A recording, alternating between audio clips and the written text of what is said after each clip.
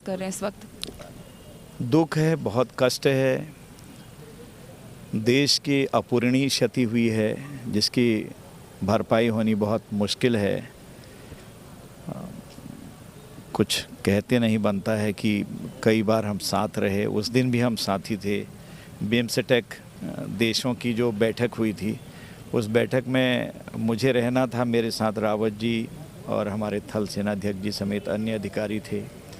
उसी दिन उनको जाना पड़ा वहाँ, और दूसरे दिन सुबह की घटना आप हतप्रभ रह गए। हमको तो पता भी नहीं और अभी भी यकीन नहीं आता है कि रावत जी नहीं रहे। यहाँ इस देवभूमि में वो पले बढ़े थे, उनकी जन्मभूमि यही है, तो विशेष भावात्मक लगाव उनका था। आज लोगों ने मुझे वीडियो भेजे हैं, दिखाए हैं। हरिद्वार से लेकर उत्तराखंड की जगह जगह पर गाँव में मोमबत्ती जलाकर श्रद्धांजलि कल रात उनको दी गई। तो ये लोगों का लगाव, चाहे हमारा दक्षिण भारत हो, पूरब हो, पश्चिम हो, उत्तर हो, सब जगह लोगों के दिलों को उन्होंने जीता है। ये सबसे बड़ी बात है। आप बताइए, आप उनकी बेटियों से मिले तो उनकी बेटियों का इस वक्त क्या हाल है? बेटियों से मैं उसी दिन से लगातार उनके टच में हूँ, पहले दिन से ही। घर में भी 1.5-2 घंटा हम बैठे रहे उस रात को, जब डिक्लेयर नहीं हुआ था। दूसरे दिन डिक्लेयर होने के बाद भी घर गए, फिर कल भी घर थे, फिर जो यात्रा चली कल उस यात्रा में भी थे घर से, और जो अंतिम उनको रीत लेंग हुई वहाँ पर उसमें भी उपस्थित रहा। बेटियाँ बहादुर हैं और बहादुर पिता की पुत्रियां बहादुर हैं। हमने उनको ढांढस बंधाया है, कहा है कि पूरा देश आपके साथ है, हमारी सरकार आपके साथ है। रक्षा मंत्री जी ने उनको ढांढस बंधाया है और प्रधानमंत्री जी स्वयं उनसे मिले हैं जब वो पहले दिन वहाँ पर रीत चढ़ाने के लिए आए थे।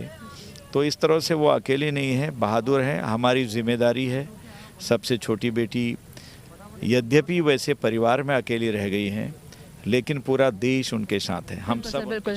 तो ऐसे में सर, ये श्रद्धांजलि जो आज दी गई है, उसके बाद जब आपको ये पता चला था, जब आपको इस बारे में कि ये हादसा हो गया, उस वक्त आपको क्या लगा? कि कुछ समझ नहीं आ रहा था जिस टाइम हमें ये खबर मिली, जब आपको ये खबर मिली उनके हादसे की, तो उस टाइम आपके दिमाग में क्या कुछ चल रहा था सर?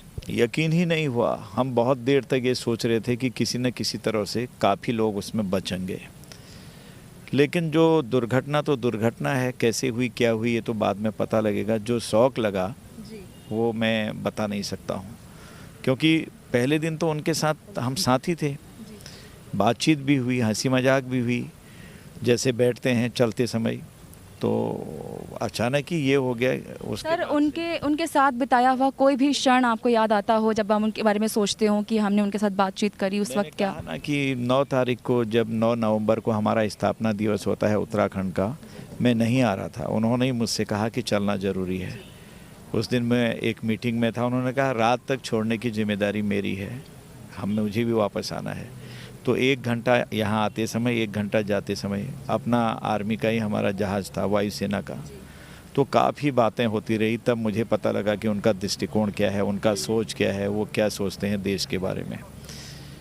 तो मैं कुछ बोल नहीं सकता हूँ क्या क्या बात हुई, लेकिन सर, आखिर में कोई संदेश आप देना चाहते हैं सर देश को? बस वो हमारे आइकॉन हैं। देश के युवाओं को उनसे सबक लेना चाहिए, और जिस तरह का डेडिकेशन, जिस तरह का त्याग समर्पण उनका था, वो हमेशा हमारे आदर्श बने रहेंगे।